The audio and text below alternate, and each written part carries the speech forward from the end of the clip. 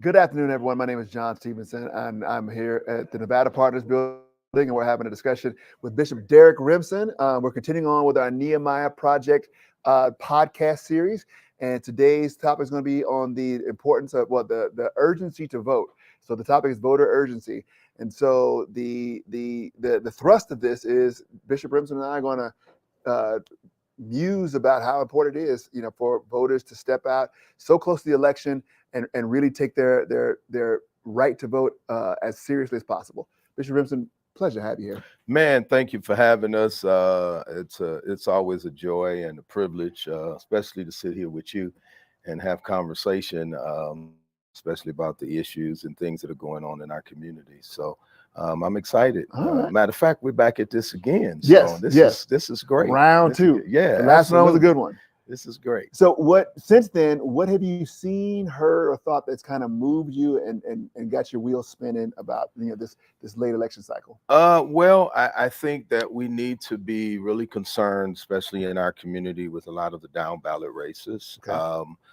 Those are the races that I feel are closest to us. Mm-hmm. Naturally, the presidential race is, of course, important in this season.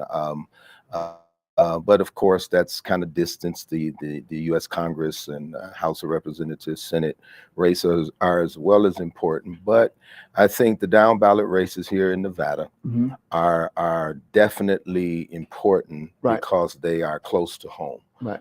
They make those decisions that will affect us in our everyday life, in our everyday living, Mm-hmm. cost of living here in Nevada, and certain issues that we really need to focus in on. Right. And if nothing else, in the 106, in the historical West, there are so many issues, plethora of issues that we really need to focus in and concentrate on. And we have to make sure that we put the right people in place, Right. that have the heart for the people, heart for the constituents of the community and the community at large. Gotcha.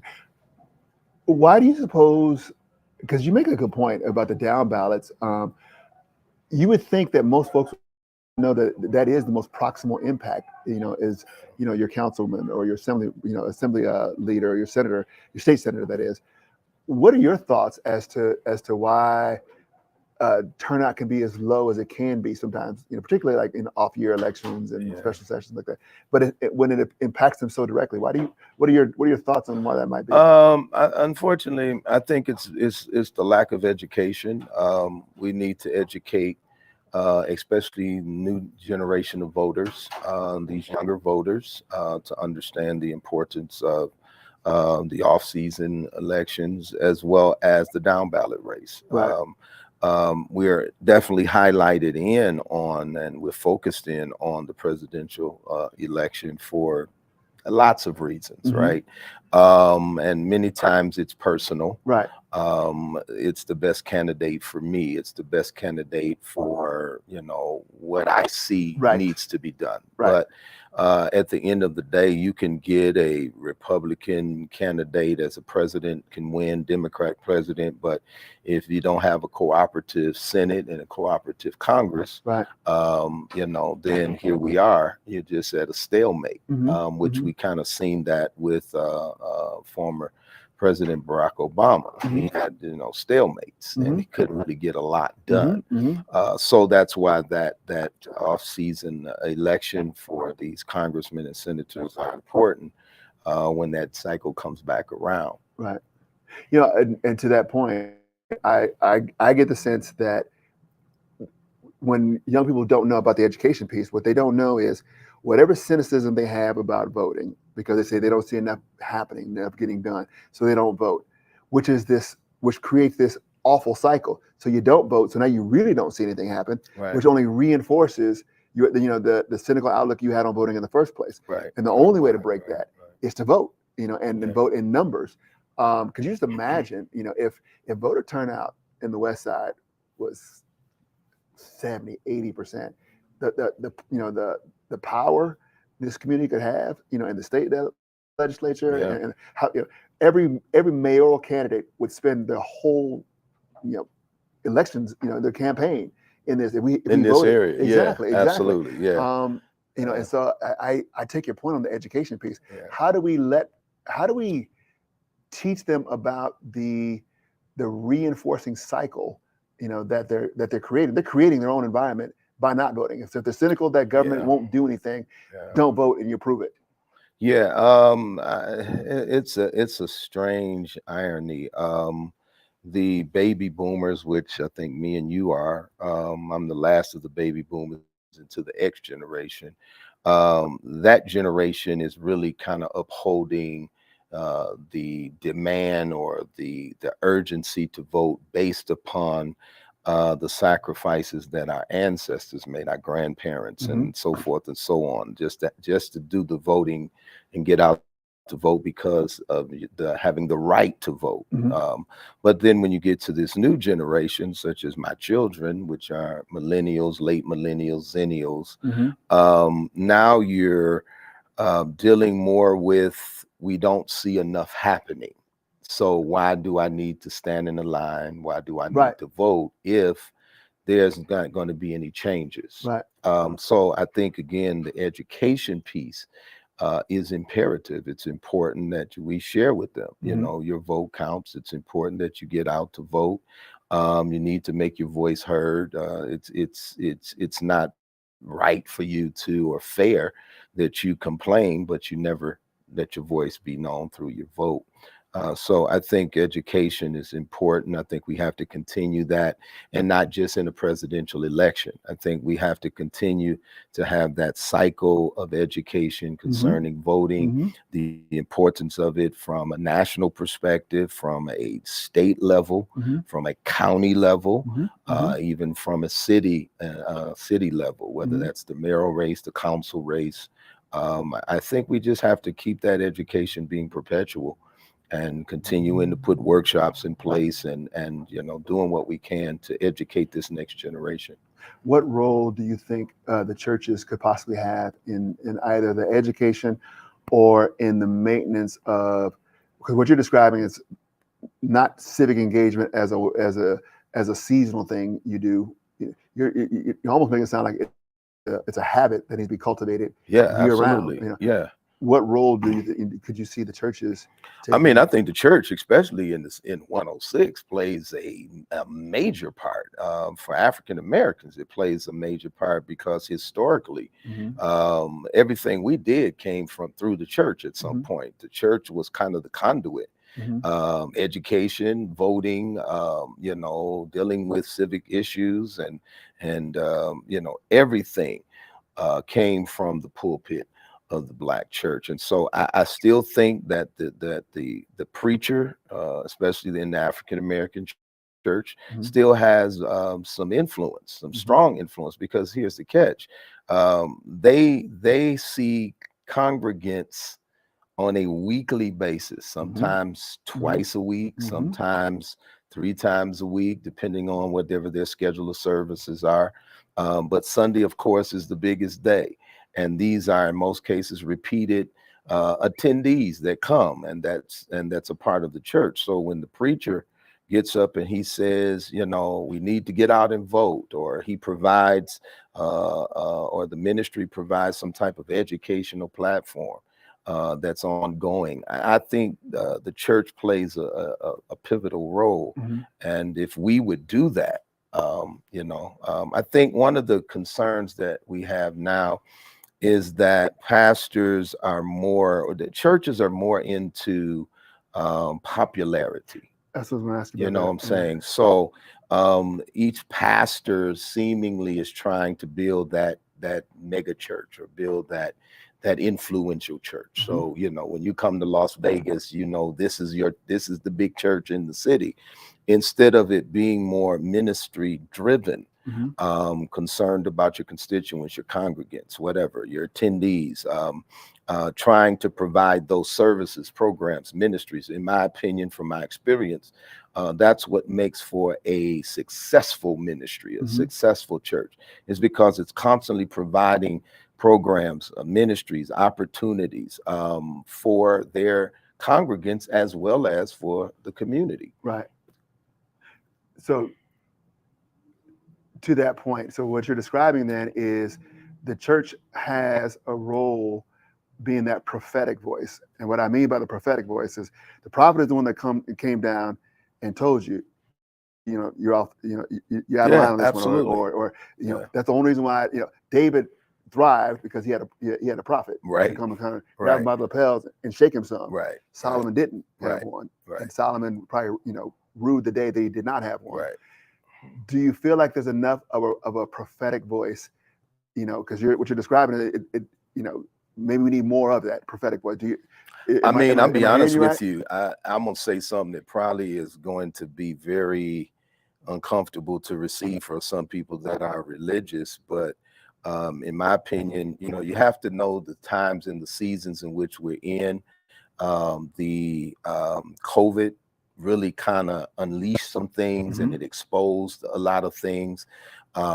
People, for this generation now, they see a need, it's not necessary, I have to be in church kind of thing. So what that says is that the role of the pastor is not as powerful or as influential as it once has been. Right.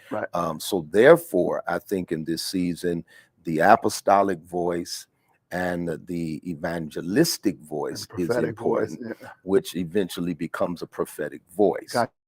Right. Okay. Because most people now, they're not coming to church to be governed. Right. Now, I think from a pastoral perspective and leading congregants, that can be challenging because sheep needs a shepherd. Gotcha. Somebody has to lead them. If sheep doesn't have something leading them and something out front, then they tend to go wayward and astray. Right. But you have to be a willing participant. At some point, the sheep has to submit to the shepherd, right? In order for the shepherd to guide it and lead it and make sure that it's protected. But I think that it's kind of a daunting task. It's a hard task at this time, trying to pastor many of your congregants if they are not a third generation or fourth generation member of your church. Usually fifth, sixth, seventh generations they're hard to lead. So I think now we have to kind of shift and pivot to more of an evangelistic, more of a prophetic and apostolic. And anybody that understands the fivefold ministry, it's the apostolic ministry that really touches all of the other four. Gotcha. So when you look at the hand, right, the thumb being the apostle or the apostolic voice, then touches the prophet, he touches the evangelist, he touches the pastor and the teacher. So I think that apostolic voice is vital, which then it kind of motivates and it encourages the prophetic voice, because we need to know what's coming, what's ahead, how do we posture ourselves, how do we position ourselves. And then of course the evangelistic piece is of course that piece that is vital in this season, because church attendances have dropped. COVID has caused church attendance to drop. People don't come to church. They don't really see a need. They rather stay at home. It's comfortable to stay at home. Some cases it's safer to stay at home. If you deal with church shootings, it's safer to stay at home. If you're dealing with from the perspective of judgment, people being judged based on what they're wearing, their hair color, then of course I stay at home. I can get church. I can do it at my convenience. And it's so convenient from the online perspective that if I don't like what you're saying, I can scroll you off and move to the next thing, which can be kind of, it can be dangerous in some cases. It can be unsettling, because now instead of you searching and reaching for truth, now you're reaching for, as the Bible calls it, itching ears. You're reaching for something that's going to make you comfortable, that fits your insight or fits your expectation. So I think the church now has to reposture itself, reposition itself. We've got to talk. And I know we're 501c3s, but we can't necessarily endorse candidates, but we still can talk about voting. And you can talk about principles. And we can talk about principles. Right. So I think that's where we are at the church can play a pivotal role. And I'm gonna be honest with you, the way our nation is going, and this is just my editorial, the way our nation and the way the country and the world is shaping up and it's going now, eventually people that left church is gonna come back to it. Because they're going to need some kind of higher power to turn to and be connected to, So, but I think these areas of training, areas of education, areas of trying to get people to understand the importance, the influences that they have. I tell one person, you tell two people, that person tells three people, and then now we have a great support system and great support base. Gotcha. Give me your report card assessment of what you think society's appreciation or hold or appetite for truth is anymore. And then tell me, if it's a lower grade, what you think the consequences of our indifference or our apathy towards truth, if that is what you think our grade is. I mean, if you want grade, if I'm grading from a grade scale, I would put it about a D+. Right. Okay. I don't think people really want truth. When you have politicians, you have religious leaders that don't demonstrate that truth. They don't practice that truth. It's easy to talk truth, but what solidifies your truth is that you have to act on that truth. You have to demonstrate that truth. And I think we have double standards now than ever before. I'm a 60 baby. So, one thing about the church, even though, I tell people all the time, everything has some adversity in it. Everything has something that is not always what it appears to be. People say, well, I don't want to go to church because, it's too many hypocrites in church. Well, then stop going to your job, stop going to the gym, stop going to school, because every entity has a sense of, or a percentage of things that are not what it seems to be. And either it's hypocrisy or it's inconsistency. It's a human thing. Right. It's a human thing. We all fail to meet a standard. Correct. And does not mean that we are all desiring not to meet it. Right. There are some that can't meet it in certain scenarios and situations because of certain circumstances that arise that then prevent you from making good. I tell people all the time, sometimes my mother would say when I was coming up, because, she was teaching me about, keeping your word and promise, right? And so sometimes when I wanted her to do something and I could convince her to do it, the back end of that sentence was, okay, you promise, right? You promise you're going to take me to da, da, da, da, da, da, da. Her response was, I promise. But then there came some few times in there where the promise was broken, but it was not broken because she failed to keep it. It was broken because an issue arose or a circumstance arose that diverted it, and it prevented her from keeping the promise. So I think, in our frailty as humans, and you have a lot of people that mean good and they're trying to make good on their promise. Their history proves that they make good on most of their promises, but there are some situations that come that tends to divert it. Right. But a person that really has a desire somehow figures out, how do I make up for this? And, I couldn't get it done, but trust me, I'll make up for it. So how? So I think, man, we're in a season of lies, falsities, fairy tales. People rather, and, Bible, I hold that to be truth. Bible said in the last days, people would jump at a lie. And they'll pursue after lies before they'll actually embrace the truth. And so I think that's the season we're in. Fake news, and a man is not truthful in nothing. Right. He's not truthful in nothing. Still, people believe. Right. They believe in him for whatever their reasons are, and they have that right to do so. But I think, somehow I believe truth will prevail because truth always prevail. You know, a lie has to be propped. It has to be supported by cultivated, nurtured, nurtured. protected. Yeah, it has to be all of those things. Right. And it's always substantiated and is supported by more lies. So eventually, you know, after a while, lies just start collapsing the foundation. But truth always holds it on. Now, truth is very slow in its revelation and in its manifestation, but at some point, you know, truth will hold its own. So. Yeah. So in my previous life, as a chief with the fire department, you know, invariably I'd get disciplines that I had to sort through and the like, and I could live with a mistake. I could live with a bad mistake. You know, we can work through that. What I could not countenance was lying. And when I explained to, you know, my firefighters, I said, listen, lying is a gateway sin. Any other sin you think you want to do, you need lying to either facilitate it, protect it, or allow it. If you want to cheat on your spouse, you got to be comfortable lying first. If you want to steal, you got to get your story straight first. And then even when we talked about, you know, for the, you know, they've even, you know, they on this in like the recovery centers, you know, like, you know, with addiction recoveries, and like they say you can't get better if you don't commit to be, you know, if you don't commit to truth.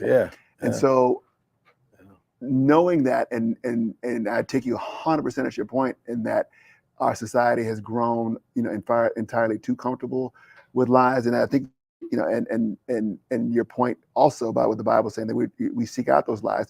Do you think that in a spiritual sense, we seek the lies that flatter us, that you know, that allow us, you know, to say, not thy will be done, my will be done. Yeah, absolutely. Sure. Well, you know, a liar hates a liar.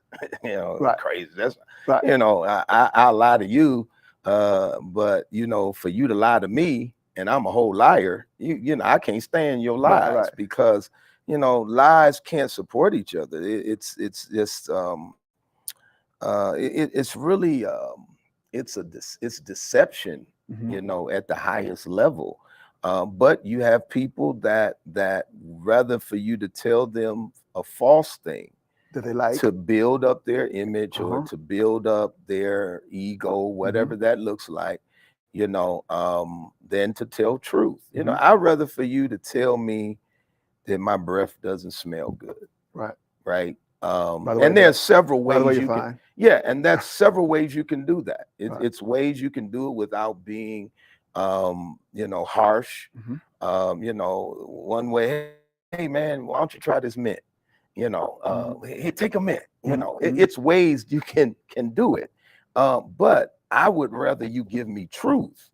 Because if I get truth, I can correct the error. I can correct the problem.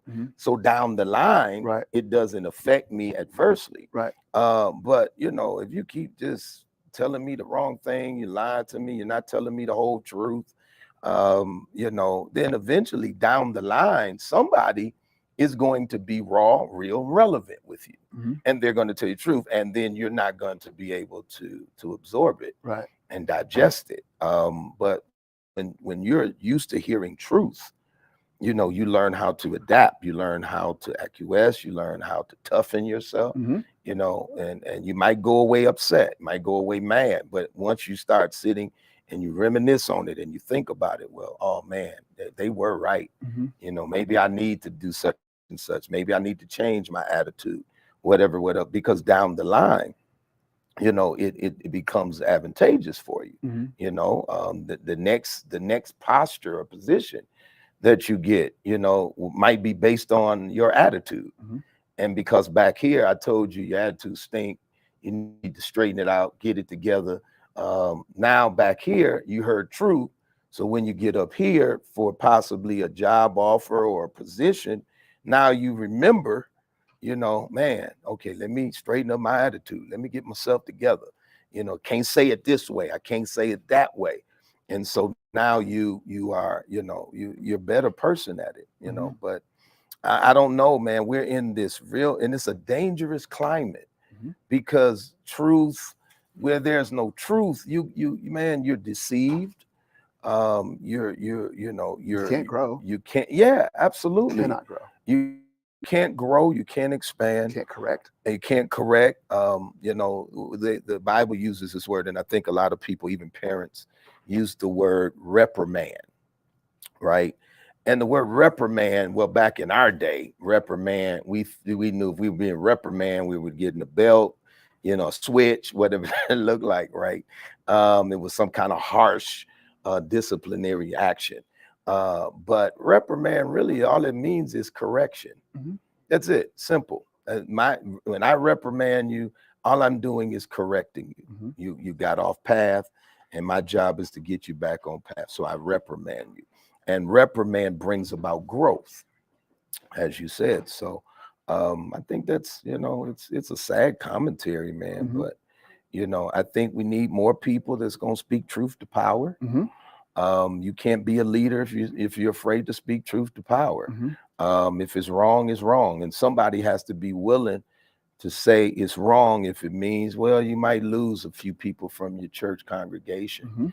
Mm-hmm. They might leave. Okay, might leave, Mm-hmm. but at least y'all know the truth. Right. We have to, even in this season, we've got to speak, no sense of electing government officials and politicians if you're not going to speak truth to power. Right. Because they work for us. Right. Right. So when they're off track or they're going down the wrong path, somebody needs to say, hey, that's wrong. Don't do that. That's not what we put you in office for, blah, blah, blah, blah, blah. Mm-hmm. And I think, then we can kind of start seeing growth and progress. What do you think is the spiritual damage of a church, whether Black, white, Asian, Hispanic, you name it, that will subjugate truth or tolerate lies for the sake of some other political gain? What do you think? What do you think the spiritual consequences of tolerating lies so that you can win out on some other separate political agenda? I mean, spiritual your consequences. spiritual consequences is just spiritual death. Eventually, you spiritually disintegrate, you spiritually die. And it takes the culture with you. And it takes the culture with you. It eventually continues to separate you further and further from God. And crazy as it sounds, and it's sad to say, man, but we're in this season where everybody wants power. Mm-hmm. They want the seat of prestige and they want power. Mm-hmm. And that's the sad part about it. People don't understand. Many, if you're a politician, you're a preacher, you're a pastor, your assignment is to serve. Mm-hmm. That's what it is. Jesus said, the greatest among you, let him be the servant, not let him necessarily be lifted high and prestige and you get, there's some grandeurs that comes with leadership. There's certain amenities that comes with leadership, especially if they're dedicated leaders and they're leaders of integrity. Then there are certain amenities, certain respects that comes with holding that leadership role. But the reality, the job function of a leader is to serve. We don't have a lot of servants and people that want to serve, their constituents or their congregants,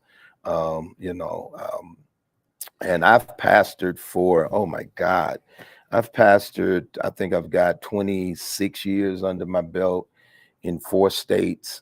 And in those states, I had to serve the community. I had to serve my congregants. It was more about them than it was me. A lot of things I lost because I was more concerned about making sure the church was good, making sure, sometimes with pastors, we just trying to make sure the doors stay open, the lights stay on, the heat is on in the winter, the air conditioners on in the summer. But we did that. We made tremendous sacrifice, and great leaders do that. Great leaders make tremendous sacrifices with their families. I was also a PK kid, so I had to watch my grandfather, son of a deacon, had to watch them do all the sacrificing and putting monies in where we wanted some monies to do X, Y, and Z, but we couldn't get it done because we knew He was going to make sure the church was good. So it's, positions, politicians, service, come in, let's serve. One of the things that I mentioned at the last Shepherd's Breakfast this Wednesday, let's not come in, you know, um, running dirty campaigns. Right. That's crazy, Right. right? You trying to find dirt on me, I'm trying to find dirt on you. And the funny thing about it is we all got dirt. Mm-hmm. We got some levels of dirt. Now, Mm-hmm. there might be some that have criminal levels of dirt or Right. illegal levels of dirt, Right. but we all have some past, right? And the reality is this is not a job about, destroying and eradicating people's character. Right. It's about who's the best person that can serve Right. our community Right. so that we get things done. To me, and I've been, as you know, John, I'm a Detroiter, native Michiganian, raised and born there. But then my ministry and assignments, pastoral assignments, and being a planter and an establisher of churches right across the country took me into cities like Kalamazoo, rural area, Grand Rapids, rural area. Then I've had the privilege and opportunity to pastor in South Central Los Angeles and then North Philadelphia. So I've been in some light cities, and I've been in some very war-torn cities, if you will. Mm-hmm. But at the end of the day, we really have to understand the assignment. We know that we're serving, and it's really I might get in trouble for saying this, but we should be more cognizant of this 106 area. Mm-hmm. I've done the history. We've had Clay T sat with us. Mm-hmm. She's given us history. I've seen documentaries on the history of Nevada, and I know that Las Vegas was really segregated for years. That's why the concentration of African Americans was on the west side of Las Vegas, and still, even though we're kind of being gendified out, but still the African centric culture still resonates in the 106, right? But we need to really be concerned about the desolation of this side of town after 50 years. Why is our side of town, where our African culture, historical culture, resonates, and we still got desolate land, it's still dilapidated. We can't get the funding and the economical equity that we need to build affordable housing, and affordable not mean low income housing. And I've participated and been connected with builders and visionaries that have literally built affordable housing units and subdivisions. And so, when we say affordable housing in the African American community, then we're thinking it's low income housing, subsidized housing. But no, affordable housing being where there's single families that can come, they can live. And usually what happens, and I've seen it in Michigan, I've seen it in California, whenever they build a subdivision of new single family houses, 9 times out of 10, what's going to happen next or simultaneously is they're going to build schools. They're going to build a high school. They're going to build a junior high school in the vicinity. So, but we're still sitting 50 something years later, man. And we can't get the funding. What is the problem? Why is that? And we're constantly, voting in elected officials, and anybody can see the problem. We all can identify if we got a homeless problem in the 106, right? We can all identify that the education is a problem in Clark County School District, right? But what is the solution? I personally believe the first solution is that we have to unify. We have to come together.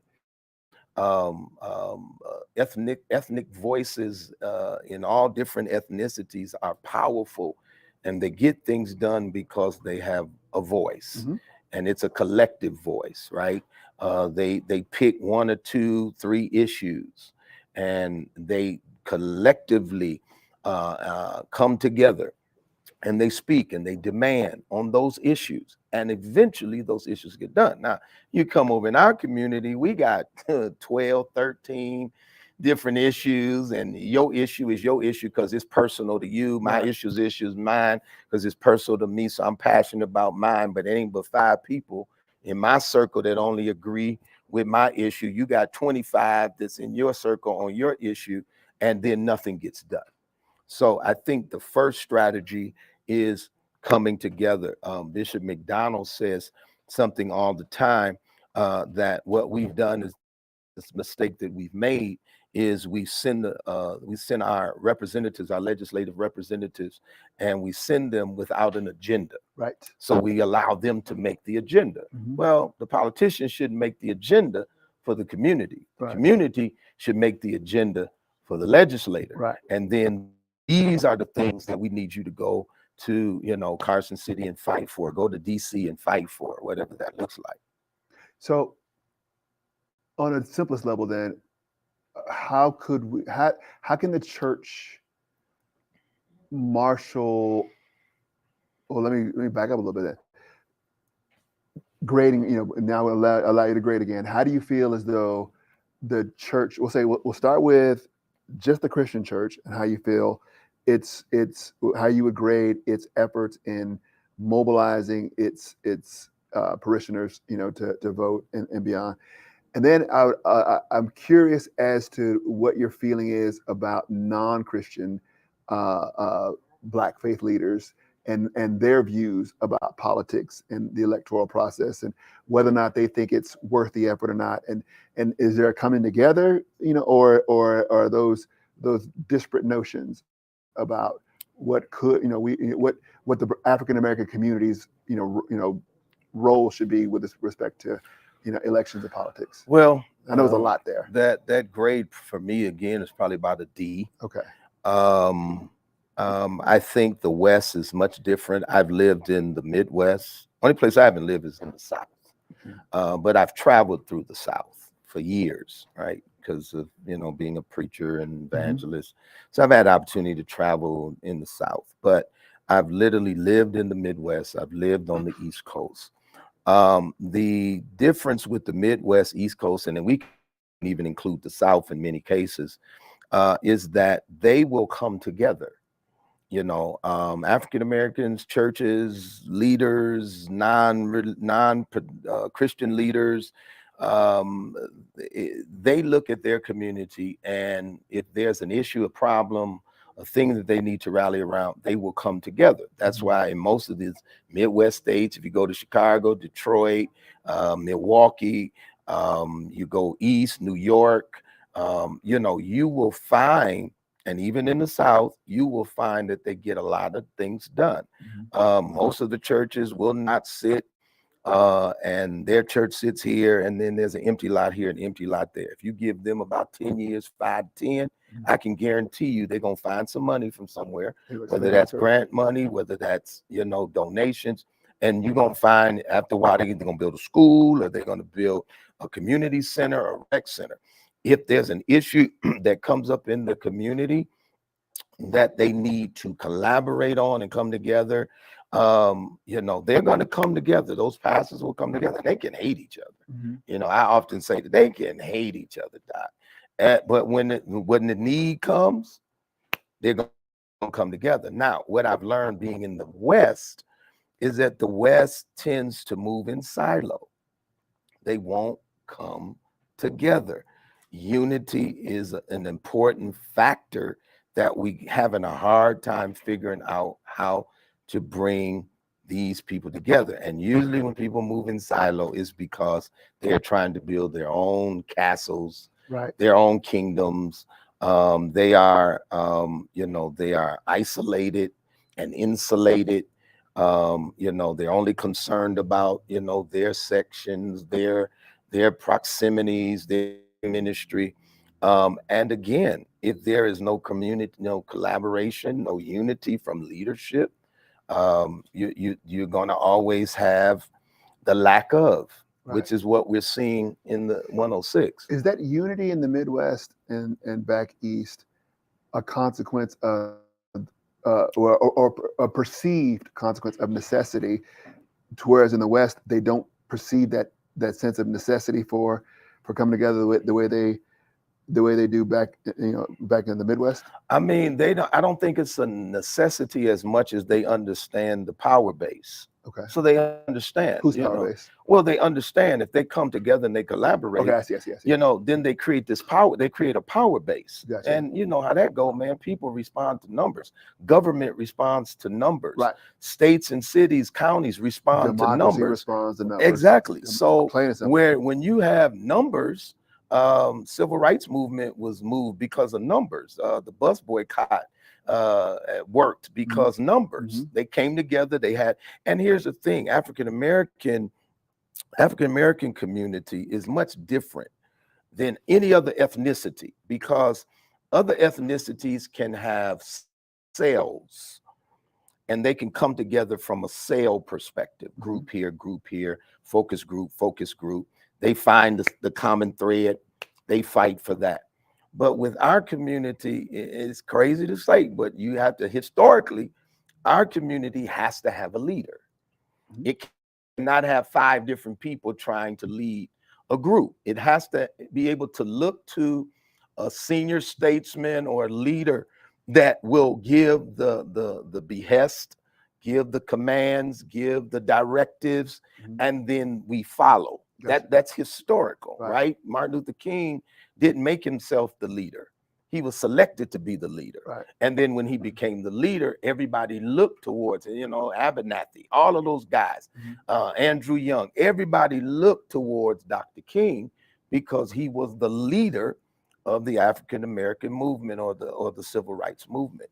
I think we have 2 or 3 that are here in the 106, been here forever, have proven themselves to love the community and serve the community and fought for the community. But we still have another generation that, do I really want to connect? And then follow the directives of this older gentleman or this older woman, because they're thinking, and Martin Luther King had the same issue because he had it with Snicky. And Stokely Carmichael. Carmichael. Broke away as fast as they could. Absolutely. So, he had a younger vision and a younger thought. And well, man, nonviolence ain't, that ain't the way, So they all had different, but at some point, you keep going through history as the civil rights movement kept moving. Carmichael found out, oh, dude, I ain't getting enough steam, right? Because I don't have enough experience. I'm not old enough. So then he had to somehow figure out a way how to collaborate with King and the civil rights leaders at that time. And I think that's the strategy, but that's the thing I think that is missing from my experience in being in other areas where there's tremendous success. You can't really do anything in the city of Chicago, as vast as it is, and as many churches as it is, whether that's Christian, non-Christian. There are leaders, there are vanguards, man, that they gonna come to, and they're gonna consult, and they're gonna bring those vanguards in the room, and then they're gonna sit there and they're gonna strategize, and then they're gonna come to a consensus, and then once they go out kind of talking the same thing, or at least they have that person they've selected to be that voice. Do the non-Christian leaders in other communities, or even our community, you pick whichever we want to describe, do they tend to participate in political discussions or political movement kind of discussions? Is there do we see non-Christian movements say we need to work on getting a get out the vote campaign? Does it happen, or is that, or have you seen it to be more squarely in the traditional Black Christian church? We're doing it.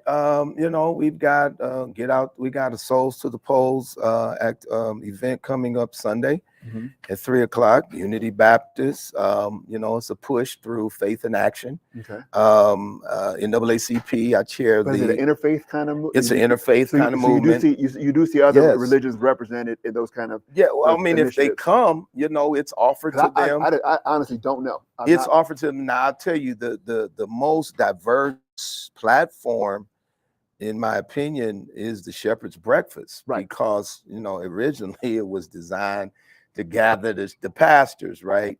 But it then eventually took its own little spin, and so now it's become one of the most diverse I agree.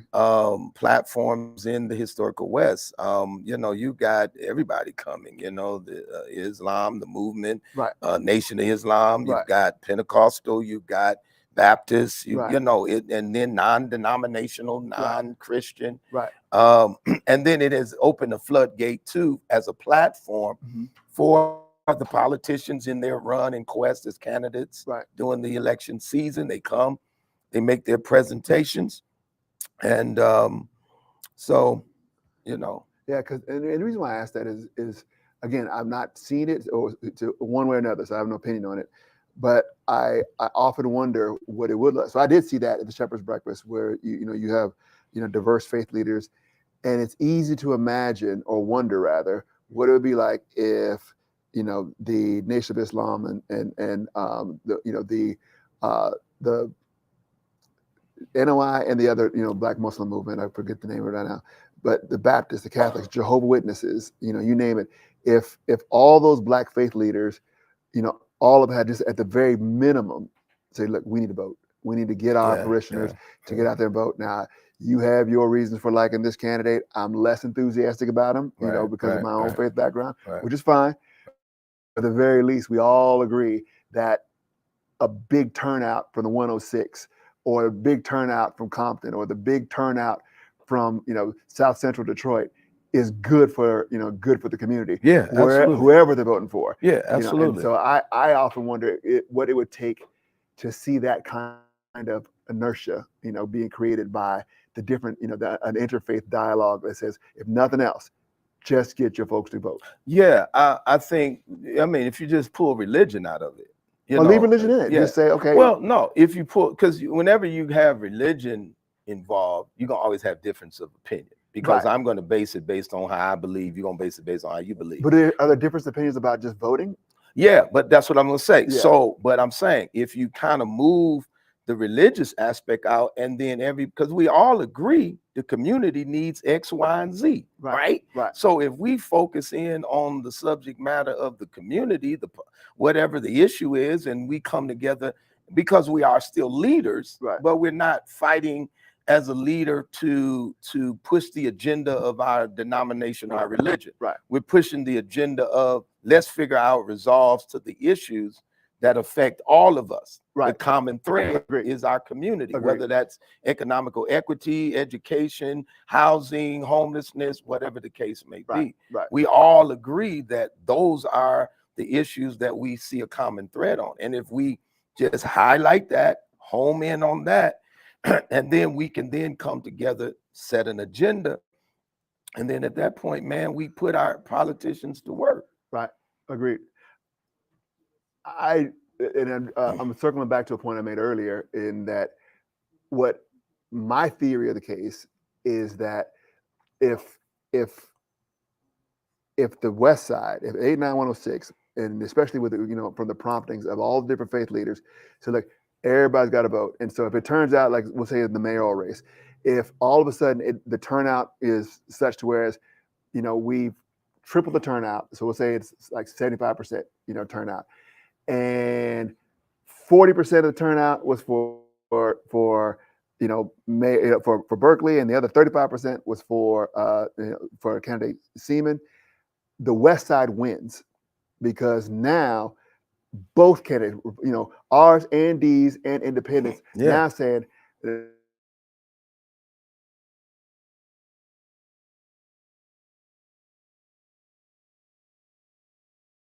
vote, and so they can swing an election, because we're talking tens and tens of thousands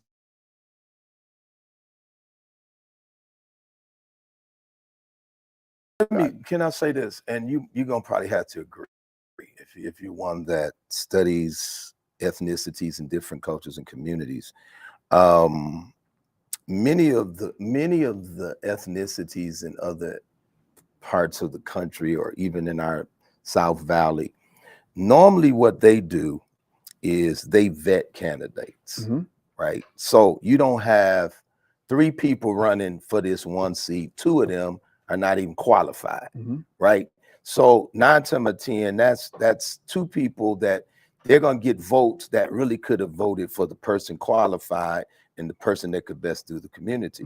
So I think the things that we have to do, and in many of these areas that we spoke of, Black communities, they vet their candidates. You know, okay, dude, we're gonna vet you, and after we vet you, we're gonna, oh, okay, you're not the best candidate. And so then after a while, those leaders come together and they present the best candidate. So now you're not dividing your vote. The votes are not being divided because you don't have 7 people. Right. From my understanding, I think at one time the school county, the school district in this one seat district at one time had 9 candidates running for the one seat. So, you know, like I know we already lost. Right. Going in the game, we've lost, right, because you got 9 candidates, so that's a dividing of votes. Right. So now here is the Latino X, or here's the API. They done vetted out their one candidate, so they're gonna all converge. They're gonna all vote for this one candidate, and then therefore now we lose the seat. Right. So again, it comes to collaboration. It comes to unifying. It comes to us understanding what's the best. Do we all agree this is the best candidate, and this is the candidate we push? One thing I can say, man, we're rallying around Stephen Horsford, right? So 9 times out of 10, he's got the best chance of winning, because most of us is pushing for that one. We didn't have 5 candidates. We had that one candidate. He's our guy, and we stick with him, and we're gonna rally our vote around him. So 9 times out of 10, if not 10 times out of 10, he's gonna probably pull it off. He's gonna win. Right. Dina Neal, same thing. You know, we rally, we push. We don't, you know, they tried to throw a candidate out there, and we're sitting there like, why would you do that? You know, why would you throw an opponent against an opponent that's an incumbent, right? That's been doing a fantastic job for the last, I don't know how many terms. Right. And she's for the people. She fights for the people. Her history shows she's fighting for the people. And then you put somebody in here that now you're trying to split the vote. That makes no sense. Yeah, what you're describing is the consequence of 3rd party, 4th party, 5th party, 6th party, 8th party candidates. You know, and what they do to how they skew, you know, the vote one way or another. My thesis, you know, is if we can get a huge turnout, you know, that's the target, you know, to my mind, is a huge turnout, and if whether the Republican or Democrat or Independent, if they know that the West Side is worth going for, because they vote, you know, the 89106, the Black community generally, you know, they vote. So we got to go for it. And if that means we have to, you know, change our message, you know, to meet that and meet the needs of the West Side, it's like that. I'm for that, you know, but I just can't see a path, you know, of influence, you know, for the 89106 or for the greater West Side or for the Black community writ large, you know, if there's not a voter turnout. Yeah, you know, I agree with you. I agree. Because I mean, we're doing it, man. You know, like I said, we've got the Souls of the Polls event that's on this Sunday at 4. Unity Baptist, NAACP. I chair the Public Political Action Social Justice Committee. So we've put together what we're calling the candidates' last words. In there, we're going to try to educate on the down ballots, the down initiatives, you know, getting out to vote, that type of thing. Have candidates from both sides been invited? Yes, okay, yes. They've invited both sides candidates. if I'm not mistaken, I think about 50 calls have already been put out. Maybe about 20 candidates have confirmed. Right. We were really just trying to do something to provide the candidates with an opportunity to give their last little push, share with the community, you know, this is why you're voting. I mean, this is why you're running. So that, again, it's a point of education. So the people are educated and they're knowledgeable of the candidates on both sides of the fence. And you know, and you know, pray and hope that they get out to vote. We're definitely trying to do it because, of course, as you know, early voting starts on the 19th, and so that was our push. I know there are a few other things. I know that Monday, the 30th of September, the last day of September, we've got Secretary of State coming. Aguilera is coming to the Wealthy Place to talk to the pastors. Good. And so we're kind of rounding up the pastors so that he can, again, educate the pastors so that the pastors can go back to their congregations and start educating their congregations. Get out to vote, man. This is Nevada. We've got plethora of ways you can vote, you know, because if you're from North Philly, North Philly, Detroit, well, you know, they do caravans, right? I know back in the day, you know, they have bus loads and they get vans and pick people up and take them to the polls. But, you know, man, Nevada, we got all kinds of ways that makes it very easy to participate in the voting process. You know, mail in your ballot. You can, you know, just drop your ballot off. There's just so many ways, you know, so those that don't have mobility to get to, you know, a poll. So there's ways to get it done. But yeah, man, we're putting the push out. We're trying our best to get it done. And you know, I'm like you, if we can mobilize, you know, as many voters as we can, especially African-American voters in this community, the 106, I see great potential. 100%. I see so much great potential in this 106. You know, small businesses can have opportunity to expand and grow and thrive. You know, affordable housing, and I'll call it affordable housing. I call it manageable housing, which is really the new term now. Because whenever you say affordable, people think it's low income housing. Right. But manageable housing, single family, and being able to posture people to be, you know, homeowners. Las Vegas, as Las Vegans know it, is no longer the same city. No, we've evolved. It's no longer the same. It's no longer the one-horse town. It's no longer just a desert that everything is focused in on, you know, the Strip. This city is expanding rapidly. The A's just finished their last season in Oakland. So here we got, not only do we have Oakland Raider fans that are coming and inundating the city and moving to the city, now you're going to have Oakland A's fans. There's been Oakland A's fans since the 70s, right? And the NBA team is TBD. And then the only NBA around the team, corner. it's right around the corner. WNBA, they keep winning, so that's bringing traffic. You know, the Golden Knights keep winning, they bring in traffic. Now you got NASCAR. You know, Las Vegas ain't never had Formula this. One. They ain't never had this kind of man. Listen, you could go, and you have to agree, you could go from the extreme west side to extreme east side in 15 minutes. That was from the south to the nice. North in 15 minutes. Now, just to get from the north to everything. Oh man, 45 minutes, an hour 10. You know, you're sitting in traffic. You know, so this city is not the same. And so now we've got to prepare.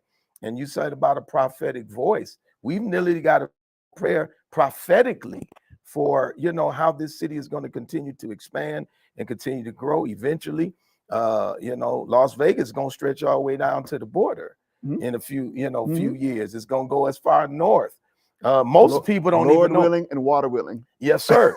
And most people don't know, you know, the 95, I brought Bishop up to this point. I said, you know, the 95 that normally goes to Reno North is now I-11.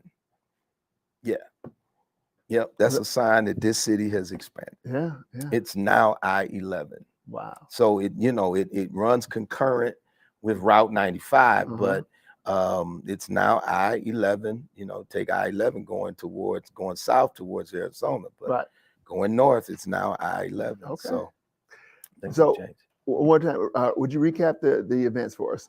Sure. Okay. So this coming Sunday, September 3rd, no, September You have an October 5th. 29th, Uh-huh. September 29th, which is this Sunday at 4 p.m., there is the Souls to the Polls. That is being pushed by Faith in Action organization. That's been taking place at Unity Baptist. Is actually a concert. They're giving out T-shirts and free. That's your entrance in. By the way, that's your entrance in. You have to get a shirt, but the shirt is free. Okay. So if you come, they'll give you a shirt. You just put your shirt on, and that's your admission into the concert. And of course, they got many of the government officials that'll be there to talk about voting and that kind of thing. And then October the 5th. October the 5th, that's the first Saturday in October at 10 a.m. Senator Warnock will be at Nehemiah Ministries along with Senator Rosen. Okay. So they'll be there at 10 a.m. Then NAACP is having the candidates' last words public forum at the MLK Senior Center from 2 until 6. And we're, all of the down-ballot races plus the judicial candidates will participate in that event. That's huge. Yes, that's huge. October the 12th is, of course, the Freedom Banquet, Gala Banquet for NAACP. For all of you that would like to go, it's taking place at the Caesars Palace. And I think, and then, of course, on September the 30th, as a Monday, I believe at 11 a.m., we have our Secretary of State will be with us at the Wealthy Place, 902 West Owens, right there at 8th Street. And that's invited. We're inviting all of the pastors to come and to share and to be a part to hear more on the voting and education for voting. All right. Well, is there anything else that we didn't cover that you'd like to make mention of? No, man, I think we did good I think today. we smashed it again. Yeah, we smashed it again. We do it. We get rolling. Yes, sir. We get rolling. I appreciate you, brother. man. Good talking. Thank you, man. Thank you so much. Let's keep it going. Yes, indeed. Appreciate you. And thank you to you all. This is episode 2 of the Nehemiah Podcast. There'll be more coming. Thank you.